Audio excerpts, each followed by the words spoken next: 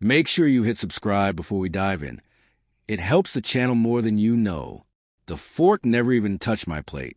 Her tiny voice cut through the room sharper than any shout could. 7 years old. Pink ribbons bouncing. Eyes filled with a confidence she borrowed from the adults who raised her. You can't sit with us. Mom says you're a nobody. Laughter rippled through the table. Casual, effortless mean. My sister snickered first. Then my parents joined in. The way people laugh at a joke, they rehearse a dozen times. I didn't argue. Didn't twitch. I just stood, slid my chair back without a sound, and walked out. The door clicked behind me. Soft, final. Strangely gentle in a moment that wasn't gentle at all. Later that night, Dad texted me. Payment still due tomorrow? 3 words. Cold. Mechanical. I typed back slowly. Figure it out. Then hit send. Panic hit them the next morning like sunrise. Predictable, right on schedule. They just didn't know the reason yet. There was a time when my family talked to me like a person, not a wallet. That was before the business took off. Before they realized I could solve problems they were too unprepared to handle. Before money turned me into a bridge they could walk across. Always used, never appreciated. I used to be the smart one. Then I became the helpful one. Eventually I turned into the bank. I convinced myself blood meant loyalty. Turns out loyalty was just their currency. Spent when needed, withheld when they were done with me. And the final bill came through the night. A child repeated the whispers spoken behind closed doors. You're a nobody. Funny thing is, I built the foundation they all stand on. But it didn't start with the kid. It began months earlier. Canceled plans. Hushed conversations whenever I stepped into a room. My name disappearing from family decisions. Even though my money funded every single one of them. Small things at first. Then the big one. An email Dad forwarded to me by accident. A private thread between him, my brother, and my sister. She's too emotional. Too attached. She'll pay. She always pays. Reliable as a doormat. Guilt gets her every time. Keep using it. Something inside me didn't break. It just went quiet. Not devastated. Not angry. Just quiet. The kind of quiet that watches. The kind that prepares. I didn't confront them. Didn't cry. Didn't demand the fake apologies they dress up as regret. I simply learned. From them.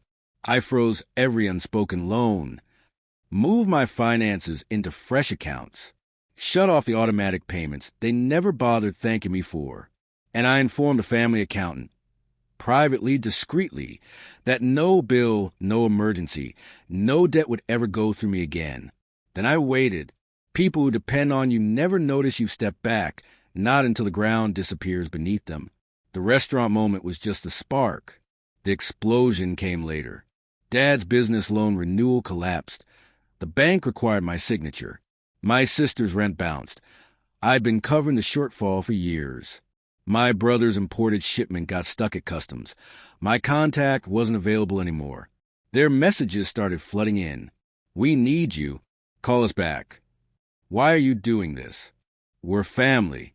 Family, a word they use like a leash. I stayed silent. Until the day Dad showed up at my door, pale and shaking. Someone else signed for the partnership share. Someone replaced me. Someone outranked me. I stepped aside so he could see the woman sitting inside, calm, composed, familiar to me in all the ways that mattered. The woman he once mocked as your obsession with professionalism. My mentor, my ally, my silent investor. The one person who saw value in me that had nothing to do with money. She looked up and offered a small, polite smile. Hello, Mr. Malik. I'm guessing you're here about the transfer. Dad's eyes blew wide. You gave her my share? My authority? No, she replied softly. She earned it. She worked for it. She salvaged what you wasted. Then he turned to me, searching for something, anything. What did you do? I stopped financing my own disrespect, I said. When the lawyer slid the papers over, everything finally clicked for him. All the years he brushed off my signatures as just paperwork. All the temporary fixes he claimed as his own ideas. All the credits he silently accepted for things I built. Piece by piece, they formed a chain, every link with my name on it. I wasn't stealing his power. I was reclaiming mine. The last page spelled everything out. His replacement, my promotion, his fall, my freedom. He stared at me like he was seeing me clearly for the first time. "You did this," he whispered. "No," I told him, leaning back. "You handed me every tool. I just stopped giving them back." The panic faded. The begging died down, and the silence returned. But this time, it belonged to me. I didn't seek revenge. I gave consequences. And the next time my niece saw me, she didn't say a word. No pink ribbon.